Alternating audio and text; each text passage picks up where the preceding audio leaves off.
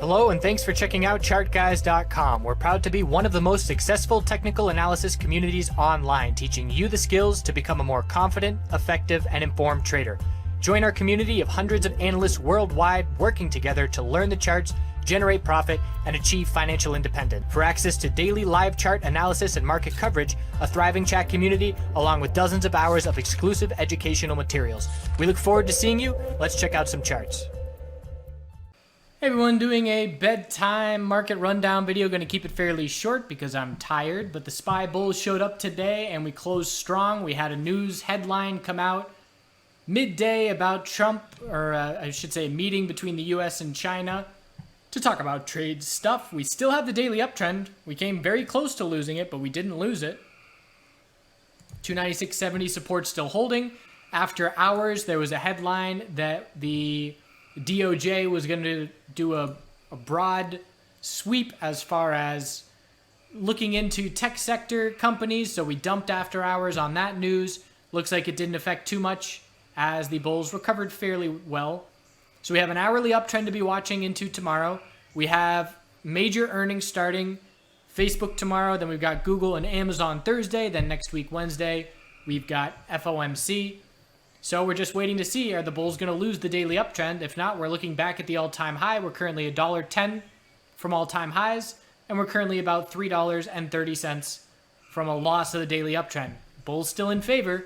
I'm certainly not comfortable bullish up here, but we're still in a daily uptrend. IWM, certainly enough feedback that people want to keep looking at it, so we will. Daily resistance is 155.43. Again, just a slow little fade. Lower highs, lower lows, a little bit of choppy action on the shorter term time frames. Still a weekly chart, just looking for a higher low to form, so no red flags on the weekly chart at this point. And if the daily trend can change back to the bulls, the weekly higher low will be set. QQQ, same as SPY, looking at the all-time high, very close to it. After hours, there was that hit, and there was less of a recovery after hours because, of course, the tech sector is who was being targeted. And you can see the dump. It was dirty. I mean, the fact that this happens 35 minutes after the close, there's your dump in reaction to it. That's why I don't swing trade very often at all. Just makes me mad. And there's nothing you can do about that. Just stop losses get skipped, and it's just no good if you want complete control of the trades, as I prefer. So we have an hourly uptrend to be watching on QQQ as well, and a bit of a setback from that all-time high. But the daily higher low, 190.69, as long as that holds, bulls are in control. XLF with surprising strength. 28.35 is a little double top.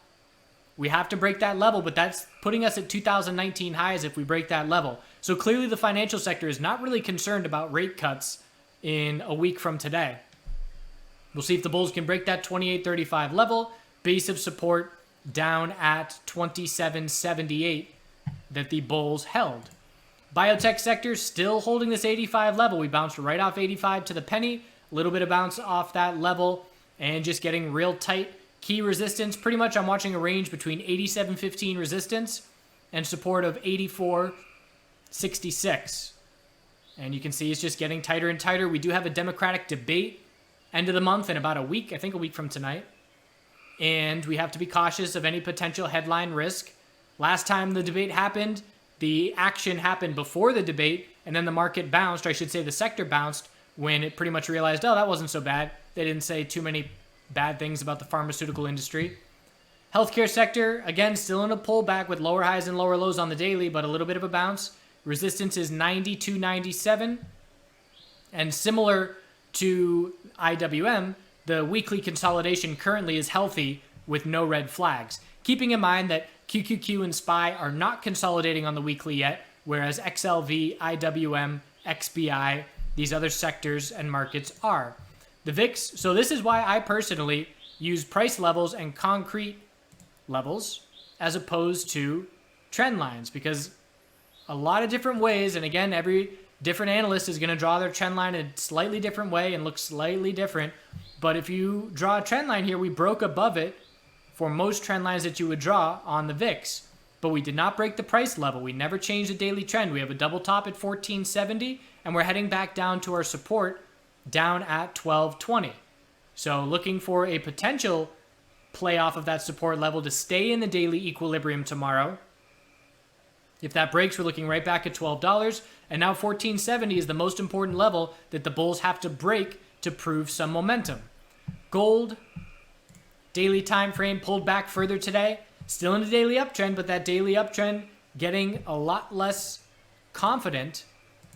And if we were to draw a trend line of support, and again, I just do trend lines for visuals. I don't act on them. I just want to see, is it a rising wedge? Is it a falling wedge? That's when I use trend lines the most these days, as I am using those patterns probably more in the last year than I ever have before. So that helps me as far as seeing wedges. So watching for the potential of a rising wedge on gold. Still in a daily uptrend as long as 1400 holds. I did exit my NUGT position today, and it was by accident. So I was day trading a much larger position size in NUGT on the dump and playing the bounce because the bull miners dumped a lot more significant than gold did. We got a fake out with a bull break and then an all-out dump, and that's what it looked like on the 15-minute time frame. Bull break straight into 90 minutes of pain for the bulls, pulling back 7 to 8%. So I was scaling in on this pullback, sold for very small profit on the bounce as the bounce took too long for me to develop, and I wanted to go eat lunch, is what it really boiled down to. But in the end, I ended up selling my swing position unintentionally. It just got lumped in with my day trade order. So that's just fine by me. Definitely one of the most successful swing trades I've had in a while, from entering in the 24s, selling for more than a 50% move over a few weeks. Again, wasn't a huge position, but a lot of smaller positions, when you go 50%, those gains add up really quickly. So looking for a potential re-entry if I see a spot that I like for a daily high or low on bull miners. Also going to be watching bear miners. Let's see if dust can change the hourly trend tomorrow. We've got our high of the bounce. Low of the pullback is 827. Let's see if the bulls can break 859 tomorrow and change the daily trend. We would just be looking for a short-term oversold bounce for a daily lower high to be set. Silver holding on much better than gold. Watching the pattern of a higher low every single day for now 8 days in a row. Today's the 9th day. And still looking up at the highs. So we look at this gold-silver comparison chart, and we're right down at the low, which means silver is the strongest it's been comparative to gold on this entire move where we stand right now. So no bounce yet. Sideways trading, cooled off short-term RSI levels, and potentially allowing for another leg down as the daily RSI is getting more and more oversold. Oil bounced today. Nice follow through, at least as far as potentially negating the bear flag. I'm not really ready to say that the daily bear flag is negated just yet. Let's say if we break 57.44 from here, I'll say that that bear flag is likely negated. But with where oil stands, we get to a point inside equilibriums where it gets so tight that it's not even worth trading for me. And that's where we're at for oil. So I'm personally waiting for a weekly higher low to form compared to 50.59. Not convinced that's been set yet, but just waiting for the weekly ranges. If 60.91 or 50.59 does not break, I'm not interested in oil. And we will update a new support level probably sometime in the next couple weeks if this does play out as anticipated with a weekly higher low looking to form end of July, early August. Natural gas, same thing. Weekly chart's most important for me. And until we can see a shift in momentum on the weekly chart changing the trend, I'm not interested. Looking down at support of 225 and 215, resistance is up at 250. So again, if we don't break 215 or 250, I don't care what natural gas is doing. So that's where we stand in the overall market. I hope you had a good day. Do some good things out there. We'll check back in tomorrow. And again, after hours tomorrow, tech sector with Facebook and Tesla. Not in the tech sector, but will be interesting to watch regardless. I'm going to stop talking now. So I ended up today having the doorbell ring at 10:30, and two TheChartGuys members told me they got me a housewarming gift and I needed to sign for a package. And I opened the door, and there was an older couple holding a baby goat. So two members bought me a baby goat. Unfortunately, I had to turn it away because I am not ready for a baby goat right now. I need to build fencing. I need to get the barn ready. Can't be feeding a baby goat twice a day, every day.